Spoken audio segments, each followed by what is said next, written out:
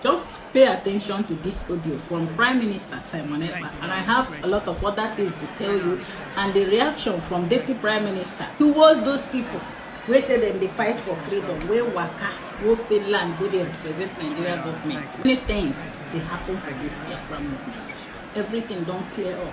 We don't know the people wey dey fight against our freedom. Mazi Simon Ekpa, it's likely that Mazi Simon Ekpa will gain his freedom soon. Do you think Mazi Simon Ekpa freedom will be as soon as what people were expecting?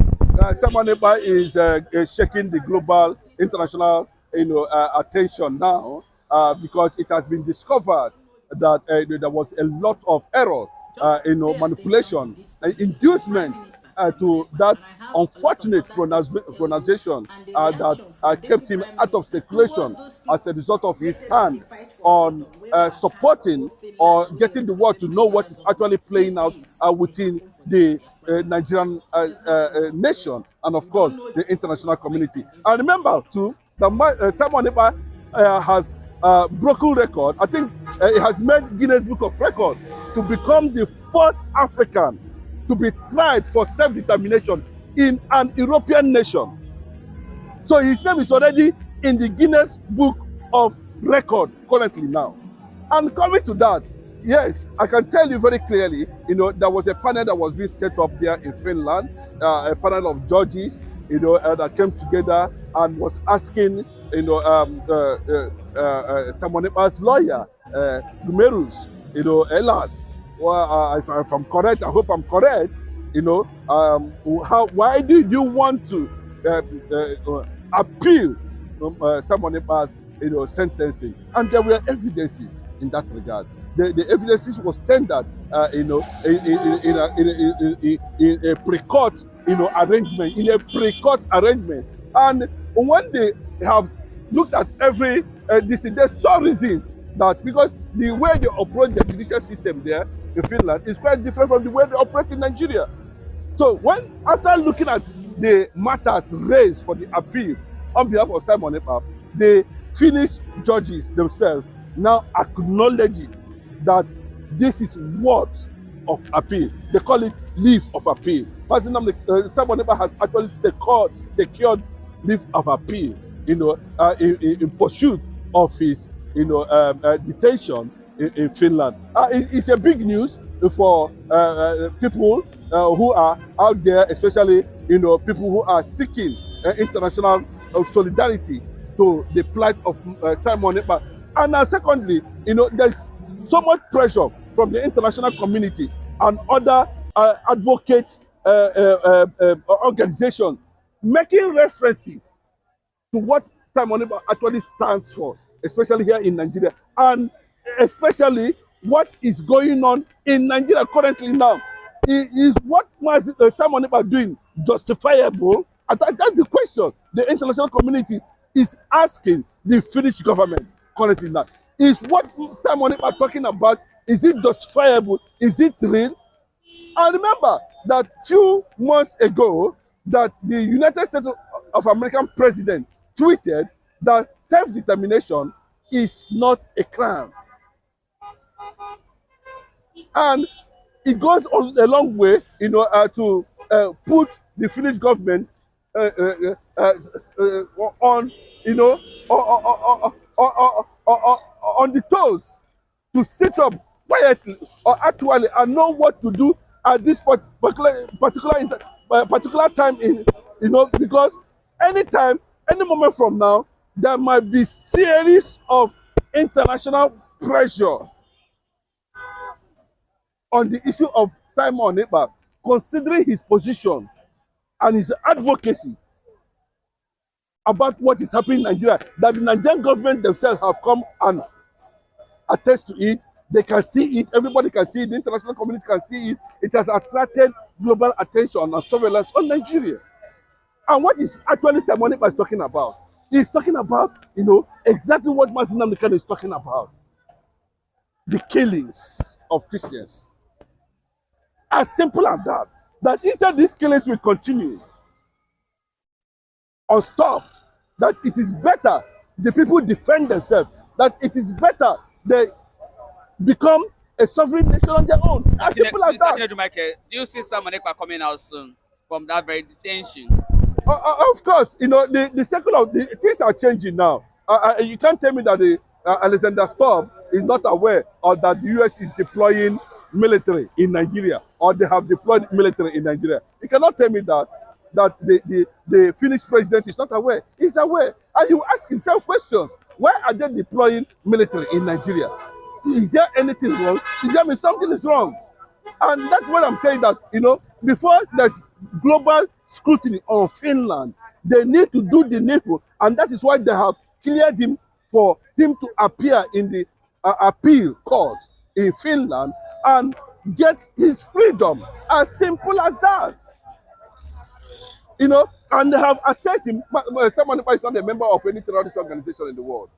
And I can tell you, one of the reasons why the United States of America is in Iran today, trying to mount pressure on Iran, is that it has been discovered that Iran are the one spreading and sponsoring terrorism all over the world, including Nigeria. It's one of the reasons. So if you are seeing resistant voices as being acknowledged by America, I can tell you that Marco Rubio actually said it. He said it very clearly, the Secretary of State. So these are the factors the Finnish government and the Finnish judiciary is actually looking at and saying, just like what we are seeing about Nnamdi Kanu now. It's just that the government of Nigeria are pretending a lot. That to an extent, some even northern scholars are questioning the rationale why Nnamdi Kanu should be put to death sentence, life imprisonment. Why people who are actually killing Nigerians are being given red carpets. The northerners are saying it. Their women are saying it. Their men are saying it. It's the same thing we are talking about Simon Ekpa. What is the difference? Then we saw some Igbo and everybody now going up and down to go and bow down to Bola Ahmed Tinubu. You are doing well and all that. And the same people that committed the same offense, you know, he's working free to an extent that he's celebrating. So it tells you that when we see this kind of things like this, then these are the things that triggers agitation, a clear-cut injustice on a particular set of people, on a particular target. Bola Ahmed Tinubu is involved in this plan. You can't tell me. Malami is involved.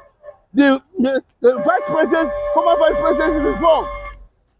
They are all involved. Because we must ask questions. Why would they continue to imprison resistant voices against Islamization in Nigeria?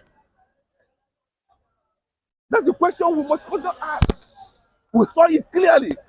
How they went, Buhari, Femi Adesina, the same Malami now, that we saw cartons of AK-47 in his house. They went to Kenya and kidnapped Nnamdi Kanu, silenced him under Tinubu and put him into prison. It was under this present administration too that we saw exactly how the unfortunate Southeast leaders and the rest of them, you know, what is happening to them now? Are they not in this array? They went to Finland and compromised and handed over everything, you know, that has to do with, they make a deal. At the end of the day, they got Simon Ekpa arrested in Finland. Then what is still happening now? So Bola Ahmed Tinubu is involved in this thing. And that is the reason why we are saying at this point in time, can they actually regain consciousness and know that Simon Ekpa and Nnamdi Kanu are not enemies of Nigeria? And that the reason for going after them have not actually benefited Nigeria.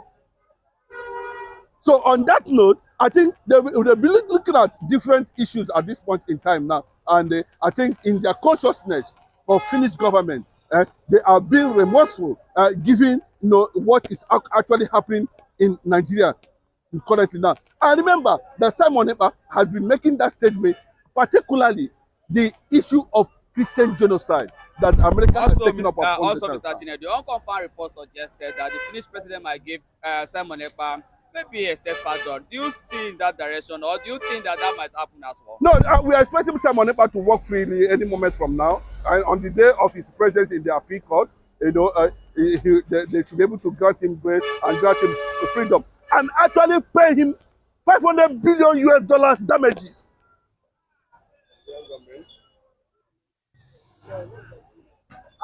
And that is the only way we can understand that it was done out of lack of proper investigation, proper What if the president of Finland agreed to give a state pardon? Because Simon Ekpa is a citizen of Finland. Don't you think that's also a very good idea if at the end of the day the Finnish government or the Finnish president will agree to give a state pardon?